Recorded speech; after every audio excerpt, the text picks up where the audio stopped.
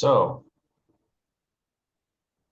yeah, I think I told you I was sitting with Claudia and we were talking about the dream spell. And I remembered that you and I had talked about it when we did my reading back in 2020. And so I said, we could sit and watch that. She was here visiting, so we sat and watched it. And as we were watching, because she wanted to understand, she didn't really know much about the dream spell. She was never introduced to it. Uh, so she wanted to understand what it was and what the issue with it was. And so I started telling her about it. And then I said, Mark's much better at explaining these things. So we can watch that piece of my talk. It's like half an hour or whatever. And as we were watching it, I was just thinking, man, this is so good. This information is so important uh, because so many people get introduced to the calendar through the dream spell and maybe never know anything else but the dream spell. I just met someone the other day, came in to do a float, and she saw that I was wearing a sun sign shirt, and she said, "Oh, that's a Mayan sun sign." I said, "That's right." And then we got to talking about it, and I very quickly figured out that she's following the dream spell. And I said, "Oh, that's the dream spell, huh?" And she said, "Yeah." She showed me some app on her phone, and she said, "Yeah, it's dream spell." I was like, "Oh, did you know that that's not the authentic version of the calendar?" She's like, "What?" And I don't. I gave her some resources. I think I even gave her your page, but and I haven't followed up with her. We've talked on the phone since she's booked another appointment, but we haven't actually had a conversation since that time about the calendar. So I don't know if she's still following the dream spell or if it was enough to kind of shake her trust in it. But either way, I think it's a really important topic. The other thing I thought about this morning is the galactic butterfly symbol that you're a big fan of, I know. That's something else I'd love to talk about with you. Just share my perspective on it, how it's affected me, especially since that was the same conversation we had in 2020 that you shared with me that that's not a Mayan symbol, or not a traditional Mayan symbol anyway. Yeah. But anyway, and then I also thinking this morning, how the dream spell versus the traditional calendar sort of parallels tropical astrology versus sidereal astrology, in terms of the tropical system actually isn't doing what people think it's doing. It's a solar calendar, the way that the Gregorian calendar is a solar calendar. It's not a system for divination, although it's being used that way. And so I just think that's kind of interesting. And yeah, these are just things I'd love to talk about with you. Cool. Yeah. All right. Sounds great. Yeah. So, hang on, let me just, before, I'm sure that you got some opportunity to, me just, this, sorry.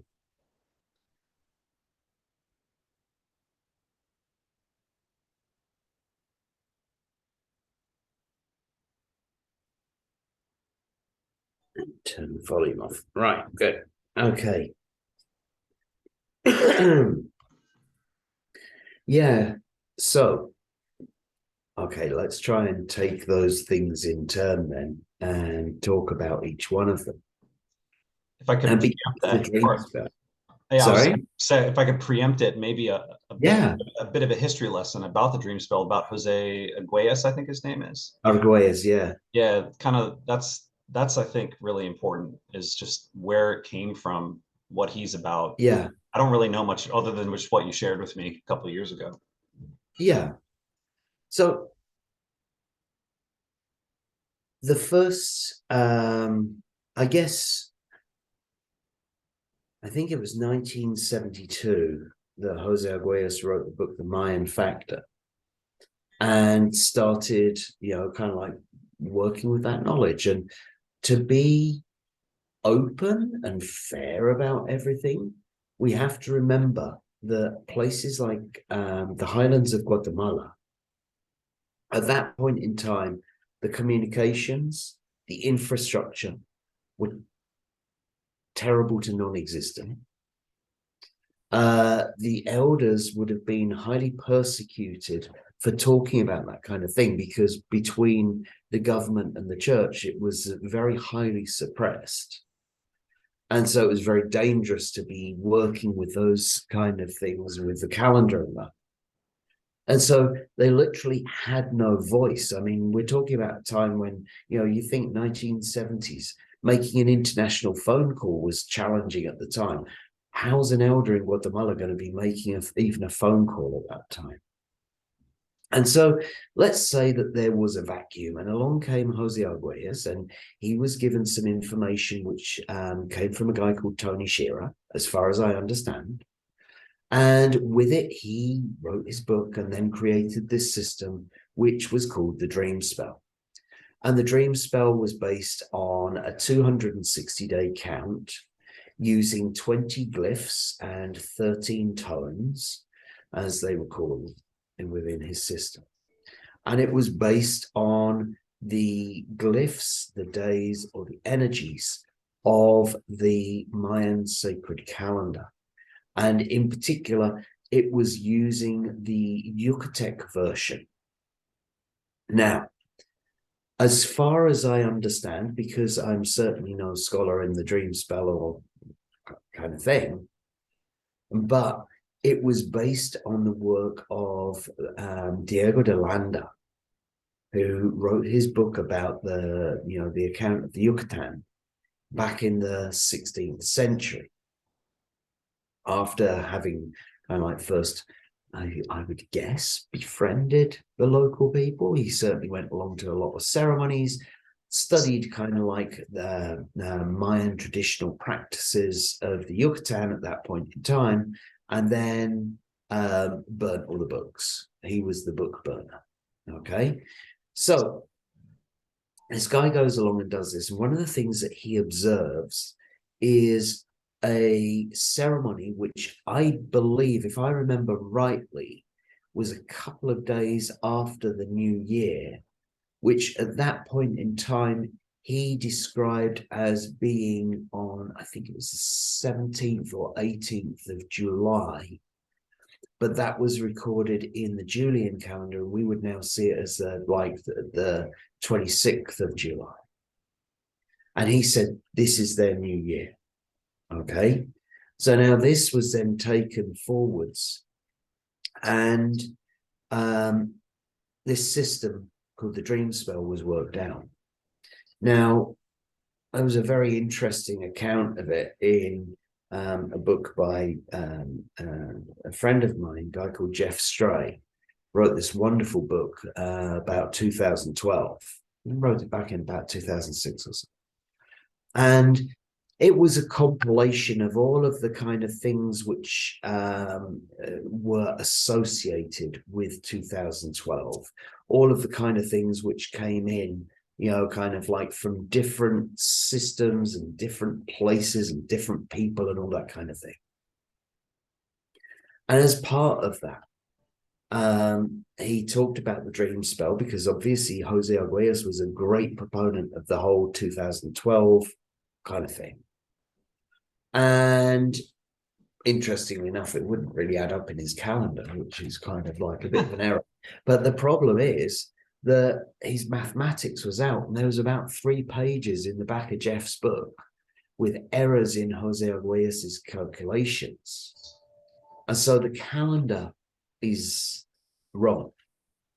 The clock is wrong. Now, part of that we can see through the archaeological count, which agrees with the count which the elders of Guatemala and Mexico use.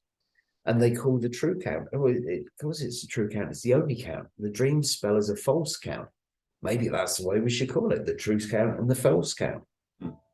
Because the problem is that Jose Arguelles decided that he could not reconcile this calendar where the solar calendar of the Maya only has 365 days.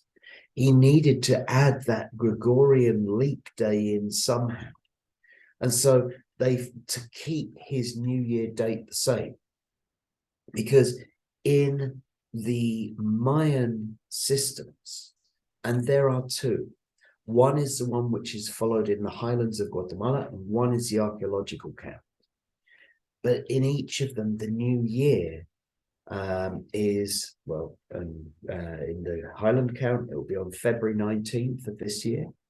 In the archaeological count, I believe it will be on March 31st. They're 40 days apart.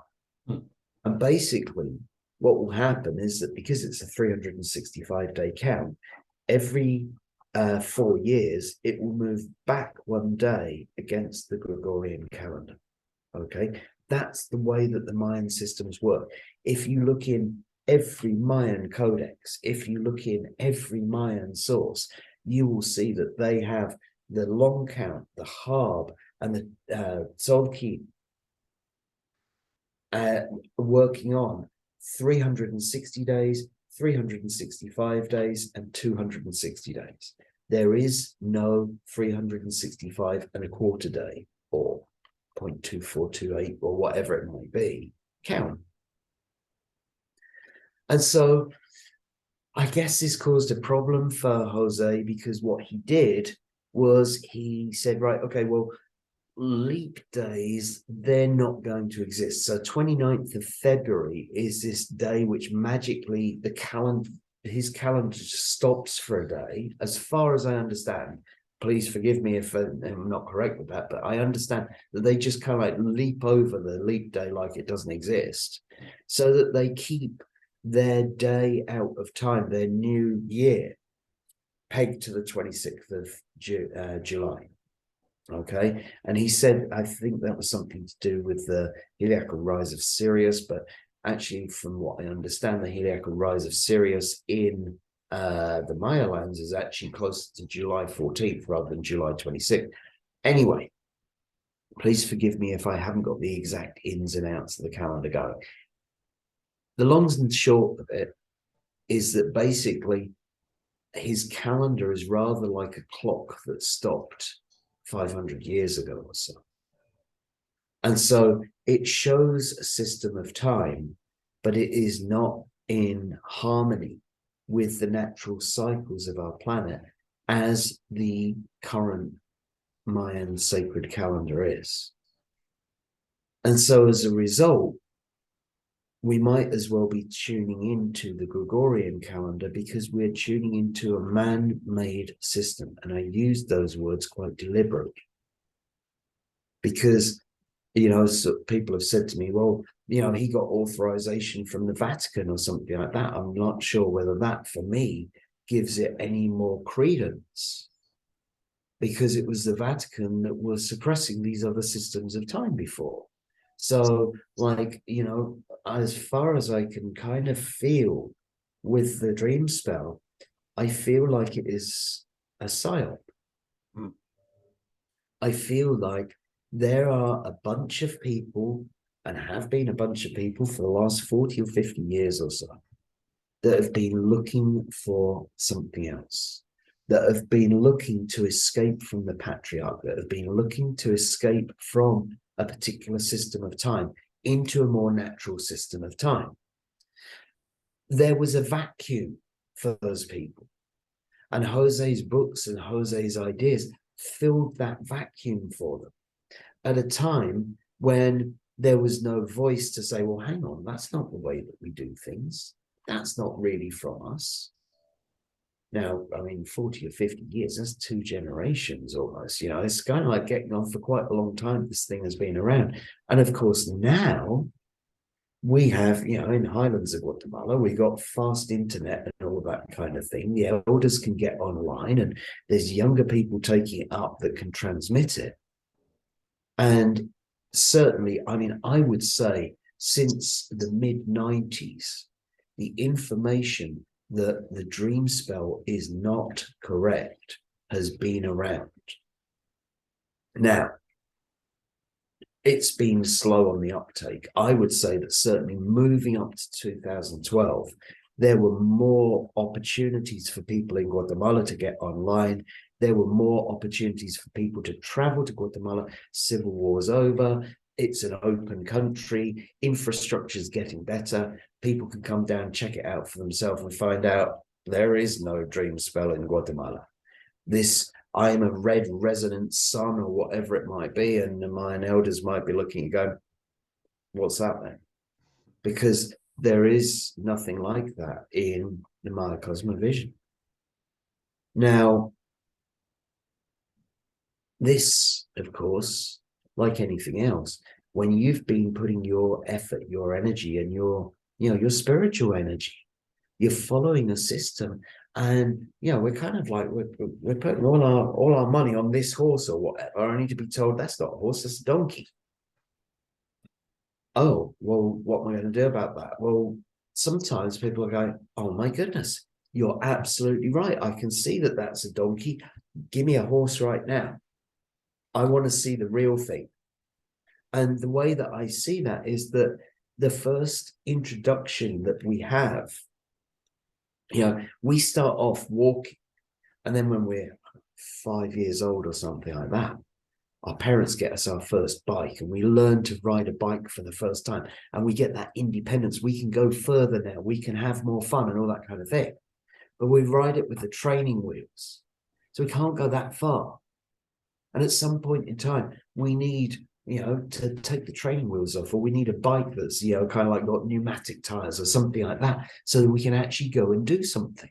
Well, for me, the dream spell can be like that. My first introduction to Mayan calendars was through the dream spell. And so it piqued my interest. It showed me that there was something out there. But once I understood that this was not right, this is like in 1999. Once I understood that this isn't a Mayan calendar, this is the Mayan calendar.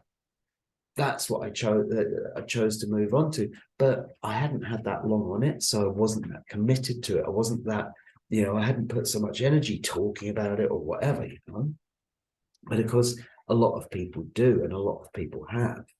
They've had their dream spell glyph tattooed on them, only to find out that within the Mayan sacred calendar, that's not their energy at all. It's this same thing, like between the tropical and sidereal zodiac. Like you got your Scorpio tattoo, only find out you're a Libra or something like that, or however. Sorry if I get that wrong, but you know what I mean. It's kind of like, oh, hang on, well, my whole worldview's got to change now.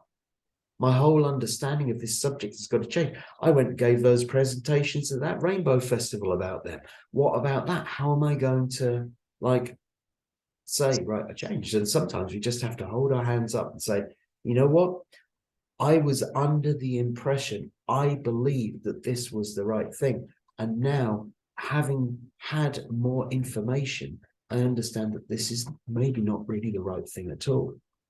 And out of respect to the people whose culture this is, I now need to make sure that I change over to do what is in harmony with them. Because this is one of the things that, kind of like I really feel with the dream spell, is that, people say, oh yes, but this is the galactic calendar. This is the calendar for the star seeds or the new generation. And I don't mean to sound, kind of like demeaning about that or whatever. But it's like, yes, you've taken somebody's ancient spiritual practice and you've twisted it around and said that this is the new generation. It's like, well, it didn't need improving. It works perfectly well. We just didn't have access to it at the time. So we had a filler, like the Pig Latin on the web page or whatever. You got the filling so that kind of like there's a new system there. But now let's take this information that we have. Let's listen to these people and understand their system and say, thank you, Jose, for your work. It's been great. We now understand that this is the true indigenous practice, and this is what we're now going to focus on.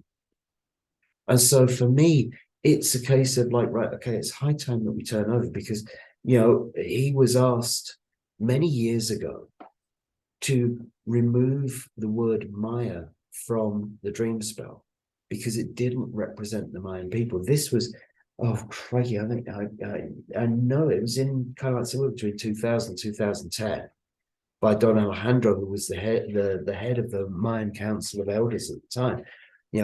It was asked for that to be done, and it sort of got done, I think.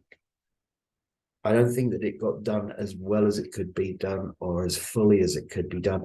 And it still remains that people think that it's a Mayan calendar. People use it in connection with, kind of like Mayan ceremony or whatever. And it's just not. And so they've had the opportunities to change. Then they changed it to the 13 moons calendar. And then they changed it to the galactic count or something like that. And they're still kind of like trying to promote this same thing again and again and again. And if you actually go and ask the people, they are not happy about it. I find, I've lived in the Maya lands for nearly 15 years now. I have dear friends there. They're beautiful, heartwarming, wonderful people to be around, especially when you're showing an interest in their culture. It's like people will accept you in and talk with you because, kind of like, to be perfectly honest, within that land, there's been so much suppression of it, so much kind of like, taking away from it, that people are very eager to share. And to hear them come out with very strong words about their feelings about the dream spell and what it does to their culture, I think that's something that people who are still promoting the dream spell should be listening to. So I would honestly say, kind of like, congratulations on getting this far. Thank you for looking at something different. Thank you for having that idea of expanding away from the Gregorian calendar. But let's make sure that you're using something which is culturally appropriate to what you are working with. Because if you're working with the dream spell, it's not. Okay, so that's kind of like, hopefully, a bit of the history and a bit of the understanding of it. Kind of like to help to clarify that. Yeah, thank you. That's beautiful. I think the phrase that keeps coming up in my head is cultural appropriation. And what it makes me think about is this concept of wetiko that I study and how it works through us. Maybe Jose Aguillas is some sort of bad guy or whatever you want to call, and he's doing it intentionally. But my intuition tells me that he's just a guy like anybody else, and he had a vision that he thought was right, and he followed it, and it turns out that it's not right. And like you were saying, it's so hard for any of us once we go down a path far enough to switch, because we're so sure we're on the right path, even though the information out there is telling us we're not. And that's a great example to me of how Wetiko works through our consciousness, through our blind spot, and gets us into a frequency that's not truly harmonious with who we really are. So, and I think that kind of leads into the galactic butterfly concept. I personally love, now I was introduced to the Mayan calendar and the galactic butterfly simultaneously by Ian Lungold's talk that he recorded back in 2005 before he passed. And the way he explained the symbol, how he broke it down and explained the purpose of the symbol, resonated with me so strongly that it's perhaps the most important symbol for me personally in my daily life. The thing that I also think is kind of externally validating for me personally about my resonance with it, when I moved into this apartment in 2014, I walked down the street. Outside of my street, there's an alley that leads down to a convenience store. And in the window along that alley were two 8x11 pieces of paper that had the galactic butterfly symbol on it. It was like a massage school, and they were using that symbol as their symbol for their school. And it turned out, I went into that store later, a couple of years later, to ask them about it, and it turned out that they didn't even know it was on the window because the blinds were closed, and it's on the window, and it's a new company that had never opened those blinds because it goes to an alley, and it was from an old school that was there before I even moved here. So it's not like anything that could have been connected to me or anything like that, that it's an external manifestation of this symbol that has become so important to me before I learned about what you shared with me in 2020. Um, and not only that, that there's probably nowhere else in this entire city where that symbol's being displayed. It's such a rare thing itself, although I know my friends have been down to Mexico and found that symbol painted on walls and stuff, but here in the States, I don't think it's really displayed anywhere. So it's such a rare thing, such a specific, incredibly specific thing to my personal journey that happened to be walking distance, literally 60 seconds from my door. So it was very reinforcing to me. Yeah. Interestingly, another company took over that spot about 6 months ago and took it down. So it's no longer there. Yeah. But the reason why I continue to resonate with it, even after learning, it was really exciting to me, actually, to learn what you shared with me about that it had been appropriated as a Mayan symbol, that it's not a Mayan symbol, it's a New Age symbol, but it's using Mayan concepts, or maybe it's using dream spell concepts, but the dream spell concepts are based on the Mayan concepts. But the way Ian Lungold explained it in the talk, that that this symbol is 8 different divisions. They call it the 8 division sky place. And he talked about why it's so useful for us today, because we're not in the present moment a lot of the time. And so the way this symbol, the point of this symbol is to bring a person into the awareness of the present moment, and then to incorporate the discernment. So it's time and place, X and Y axis, time and place. He said in the talk, we're always oriented time and place, time and place, time and place. That's every moment of our lives. But the Maya he described, or the New Age people using the Mayan concept, had tools, extra tools, the 13 intentions, which is one of the vertical lines. So, you're in this time and place. What's your intention for being there? And then the other line that makes it 8 divisions is the divine plan, which would be the tune, I guess, or the concept of the tune that it's tracking. That you're in this time and place. You have an awareness of your intention for being there, and with that, then tune into the divine plan. What is the plan of the flow of creation bringing to this moment for you to discern with your intention in this time and place? It was an amazing tool, the way he described it for me, because I was working very hard at that time when I learned about it to stay in the present moment, because had just learned how important it was to be in the present moment. That wasn't, again, that's not something that I learned from my culture, from school, for anything, not from Christianity, nowhere, that being in the present moment is a thing that matters.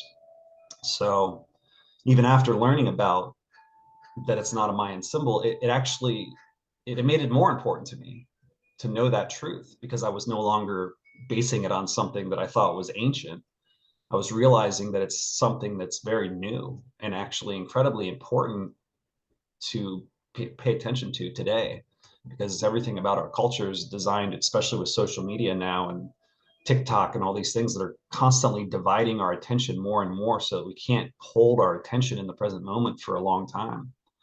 And so that's why it's such an important thing to me personally, and why I continue to resonate with it and place it on my, when I put a piece on my website, it's there every time as an important piece. But knowing that it's not a Mayan symbol is incredibly important to that story, so that I'm not culturally appropriating the symbol, and I'm making the symbol appropriate culturally instead. Exactly. Yeah. And, it's kind of interesting talking about symbols and symbols of power in particular. There are many symbols that we could see that bring up a feeling within us. Whether it's a cross or whether it's, kind of like a swastika or something like that, which, kind of like you would see in ancient Indian art, you would see in this, but we now see that when we see that, we have this like kind of thing. When we see a cross, we might not necessarily be Christian, but we understand what's behind it. And, kind of like when you see those old vampire movies where the hero's holding the cross and holding the vampire back, that symbol has power. Well, why does it have power?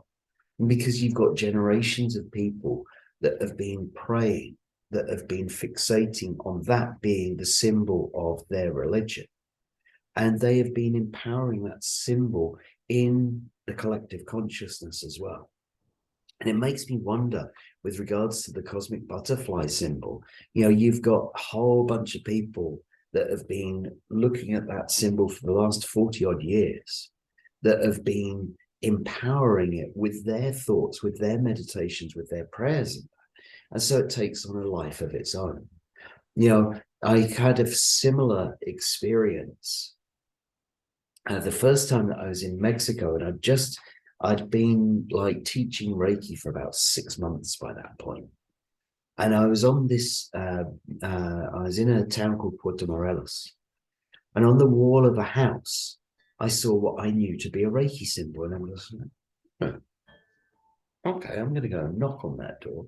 And it spawned a friendship, which was an amazing friendship, and spawned a whole adventure within that village through going and knocking on the door. But it's a bit like, if you imagine being, a stranger in a strange land, as it were, and you see a symbol which is not just familiar to you, but resonates with you on a soul level, because I've been putting my energy into that symbol. The person that chose to paint it on their wall has also put their energy into that symbol. So it kind of like acts like a magnet, right? Because it's like we're recognizing our own.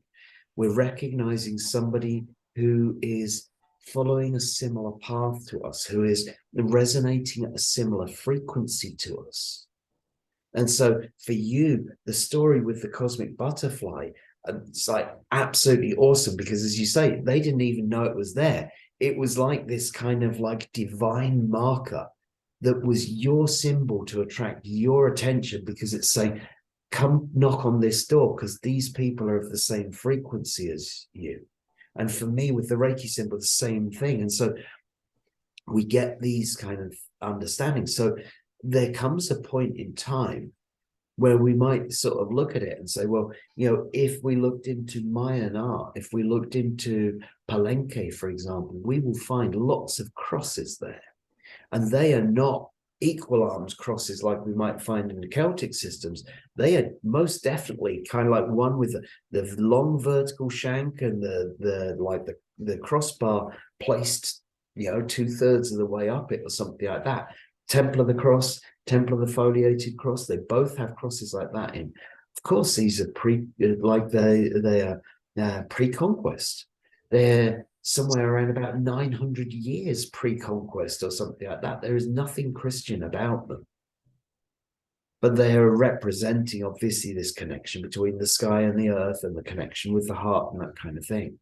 But of course, they were misinterpreted by the conquistadors that this was, oh, okay, this is odd because they couldn't seem to have a Christian cross there or whatever. And so they're also, kind of like when it comes to those symbols, it's like, how are we empowering them? What do we choose for them to represent to us? Like, the Merkaba can be a very important symbol for us. The flower of life might be a very important symbol to us. And we might, when we put the flower of life onto something, for example, we're also projecting our desire for unity, our desire for activation into that thing. And so I think it's like going back to the Reiki symbols, talking with, with my teacher a long time ago, and seeing that some of those symbols are symbols, and some of them are basically mantras written in Japanese kanji. And the mantra helps you to remember a principle. But when you don't understand what the kanji say, you just see it as what we call a sacred symbol, and the form of it becomes sacred to us because it plugs us into an idea. Because when we see it, we hear the mantra in our head and it takes our consciousness into a particular state. Or we feel the mantra in our heart and our soul, and our consciousness adapts to that. And so, this is where I also looked at it when people would say, I've found this new symbol. I've channeled a new symbol, and it is the most powerful Reiki symbol that you will ever find. And I'm willing to teach you this symbol or whatever. And I don't disagree that for those people, that was the most powerful symbol that they had found. But it's like they found a personal symbol. Whether it will work for others is debatable because it's there. I don't know if this has happened for you, but like you channel a personal symbol, that is, kind of like that's your motif. That is, what resonates with your frequency. And it may well call in others. The funny thing is that sometimes people, I got a symbol just like that, or something like that. I've seen that symbol before. You're like, how can you have seen it? I dreamt it, kind of thing. But it's like this calling card that brings us all together. And once it starts bringing people together, then it starts forming a consciousness of its own. And, I feel that there is, we need to take that into account wherever these symbols come from and however they are used. What we understand about them is helping us to draw it in and, let's say, attracting us to each other so that we know who each other are. Mm. Yeah, I think that's a really important point. The certainly those in power in the world use symbols for that exact reason, it seems. And they're everywhere once you know to look for them. They're all over corporate logos. They're all over, you know, signs and streets all over the place. They're there. Uh, Speaking of the kind of the personal attraction, besides the galactic butterfly, the other symbol that's incredible, beside and the flower of life too is an important one for me. But the staff of Asclepius, the staff with the snake wrapping around it. Once I learned about Ophiuchus, the constellation of Ophiuchus, and Asclepius being the historical human that became Ophiuchus because of his discoveries in life, that resonated so strongly with me that I wanted to incorporate that into my personal mantras, whatever you want to call it, right? My personal symbols of power for me. And and then speaking about the cross, the Christian cross, or the cross period, whether it's Christian or not, I then learned, because I started studying these things, that the Christian symbol of the cross with the circle is appropriated from the zodiac. It's the cross of in the heavens with the sun. And actually, Roman crucifixion crosses were not crosses like that. They were T's, big capital T's. They didn't have the part extending above. So the idea that Jesus was crucified on a cross that had a stick above his head with this INRI on it, you know, whatever actually happened back then, who knows? Whether, that crucifixion actually took place the way that it's told in the stories, I don't know. But it doesn't seem to be true that if it happened on a cross like that. It probably happened on a capital T cross, because that's the type of crosses that the Romans used. So that's another thing about these symbols that I think is so important, to know the origin, to understand how it's been adopted. And again, I'm not suggesting necessarily that it was malicious by the Christian church back then. It was potentially something that they thought was a good idea, because they were trying to get all these different cultures to follow one religion. And so they're like, well, these people that follow the zodiac won't follow this Christian idea, so let's bring their symbol into our religion and make it more palatable for them. Something like that, right? That they're not necessarily intending it to be some sort of evil plan to control people, but that ends up being what happened thousands of years later, potentially. Yeah. So, and that makes me think of Wetiko, and the way Wetiko is not necessarily interested in doing things quickly. It's got infinity to work out its evil plan. So it doesn't matter how long it takes for these things to play out on that time scale. It's just a little nudge here, a little nudge there. And that's why I don't present myself as any kind of guru or expert or anything. I'm just an average guy doing research, and I get it wrong more than I get it right. And it keeps me humble, and keeps me from thinking I know something that other people don't. And that's one of the things that, if I can imagine Wetiko as a being, he or she or it doesn't like that. it wants us to think that we know best, because that then it's got us thinking the way it wants us to think versus how we think when we're in the present moment and tuning into what great spirit is actually wanting us or giving us the opportunity to resonate with. Yes. Yeah, absolutely. And that's the kind of like it's the key to it, isn't it? The moment that we say I know is the moment that we're kind of like we're falling prey to it. Yeah. It's like we are working with the information that we have for the moment. And this is where, going back to the original conversation, you kind of like always want to give people the benefit of the doubt with regards to they were doing their best with the information that they had available to them at the time. It's when they become static or stuck into that information, when new information is available, that's when things get really sketchy. And I feel, kind of in particular with the dream spell, that's something that happened later on, because it became right. Okay, we've created the parameters for this, and now we can't change it, and it got like a bit more difficult. And certainly, that's something where later on, after Jose passed in 2011, I think he passed, right? Was like certainly a time to say, right, okay, well, we need to reevaluate and make sure that what we're doing now is correct. And the same, as you say, with symbols. It's like, where is the origin of that symbol? What does that symbol really represent? And where does it come from? And what am I binding my energy into? If I'm going to put that on my arm or something like that, or over my heart, what geometry am I bringing into my body?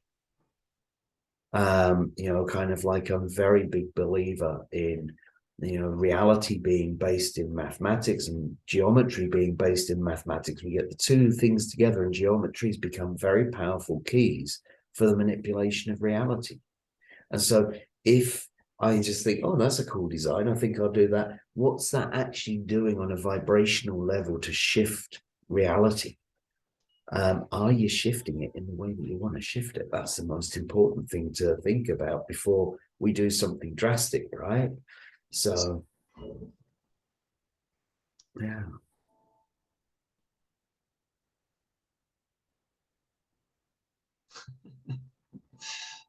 It's so cool, man. So cool to have this chance to talk to you about this. Appreciate it. Yeah. I thought about that today's a Anil day, which Yes. for the Ish sun sign, which we both carry, it's our right hand power. Yes. It's a cool day to talk about these ideas energetically from that side. And then I believe your elder intention is 13, is it not? 13, Uh, 13 in your chart, right? It's because it's your my five future. future, yeah. 5 ish leads Yeah. to 13 geek. Yes. Today's a 13 day. Yes. So it's just kind Yeah. of cool. My right hand power is actually 12 Anil. And so kind of like this is 40 days after my right hand power. Oh, interesting. And we have 6 Ish coming up. Interestingly enough, you'll see this in the video later on. 6 Ish falling on the day 1st of February, which many people see as Imbolc. And Imbolc being kind of like the time when we go out and life begins again. The first day of spring in the Celtic calendar is 1st February. It's technically the 4th because that's really the astronomical day of it, like when we're really halfway between the solstice and the equinox. But yeah, that's it was really interesting because I was talking about cleaning the altars on 6 Ish, and I was like, and I couldn't bring it into my head exactly which day. I was like, that must be about the beginning of February, kind of like, so I'm like, this is around about Imbolc, which is a great day to go. Like my very, very, very first like pagan ceremony that I ever did was Imbolc of 1998. That was the first time I went out and made a fire somewhere with a group of people. And kind of like in England, that at that point in time in particular, it wasn't exactly the most how do we put it, the most usual thing to do. It was kind of like, nobody saw me go in, right? Kind of thing. Because it was kind of like considered far more weird than it might be considered now to be making ceremony and celebrating those things. But of course, we then come to this thing of like, again, and this goes back to both getting the right calendar and getting the right sign. This idea of the counting of time with regards to the position of the sun, and that we got to be doing it on the right days. So if you were to make new moon manifestations or full moon parties or whatever it might be, you're going to make them on the new moon, right? And you can look in astronomical calendars and you can find out that new moon is going to occur at this point of time on this day within the Gregorian calendar. And so you set it up like, let's say, an hour before, an hour after the exact point of new moon, because that way you're focusing your ceremonial energy in the exact point in space and time where it's supposed to be. Okay. And I feel that with the invention of the internet, kind of like the access to lunar calendars, the access to solar calendars has got so much better. We've got so much more information that we can double check, cross check, make sure that everyone's talking to the same thing and we know our timing is correct. But where it goes out, particularly I think with like the like neo-pagans and that, is that there is this confusion between what we would see within the Gregorian calendar and what we would see within the archaeoastronomy of things. And so, for example, you might get people that would celebrate on 21st December, 21st of March, 21st of June, 21st of September, the solstices and the equinoxes. And they will celebrate on 1st of February, 1st of May, 1st of August, and 1st of November or 31st of October, the cross-quarter days. When actually what we find is that it is more usual, like the 21st December, 21st of June, they're usually pretty close. It is quite often those dates. But spring equinox is usually more around about the 20th of March. And autumn equinox is more around the 22nd of September because of the elliptical orbit of the Earth, that makes the northern hemisphere winter just a couple of days shorter than the northern hemisphere summer, which just shifts those days just a little bit. And so if you're working with the energies of those days, again, you go and do it on the 21st where you missed it. If you've got a structure which is aligned to the rising sun on the equinoxes, you want to be there on the day when it's aligned, not the day either side. And the same with the cross-quarter days, but the cross-quarter days are more out. And so for me, Samhain is one of the like the big important ones, because of course we have Halloween, we have kind of like particularly the neo-pagans getting very excited about making their rituals on that day, that being a very important day for them. But making sure that Samhain, as it's observed, is actually kind of like 6th or 7th of November. It's kind of like a week after the rituals are made, if you go by the Gregorian calendar version of it. Now, why do I want to do it? Is it because I want to say, hey, I'm right and everybody else is wrong? No, it's because of something entirely different. If we make our ceremony on the correct day, the ceremony has the effect that we were looking for. If we go out and make our ceremony on the incorrect day, it either might have a different effect or it might have no effect at all. Now, if you are newly venturing into exploring earth spirituality, let's call it, and you go like, oh, this is this really important, really powerful day, October 31st or November 1st. Let's go and make our Samhain ceremony, and nothing happens. You go, yeah, I tried that. Like, ceremonies don't work. Well, it's like, yeah, it's like going to, you want to go see a football match and go on a Thursday when the match is on a Saturday, you're not going to see a football match, right? It's kind of like you have to get the timing right. That's what's so essential about following the correct calendar and following a calendar which is actually anchored into something correctly, which brings us back to the dream spell and why it is not necessarily beneficial. And lots of people have had some very interesting experiences with the dream spell, and that might be caused by the collective consciousness. But I think it's actually kind of like taking away from our connection to where we are within Earth and where we are within our solar system. Because when we look into the sacred calendar, we find that it tracks the solar system, we find that it tracks the Earth, we find that it tracks the humans. It brings all three together. And so going back to your the symbol of the cosmic butterfly and being very present in those space and time, this is what the calendar can actually do for us.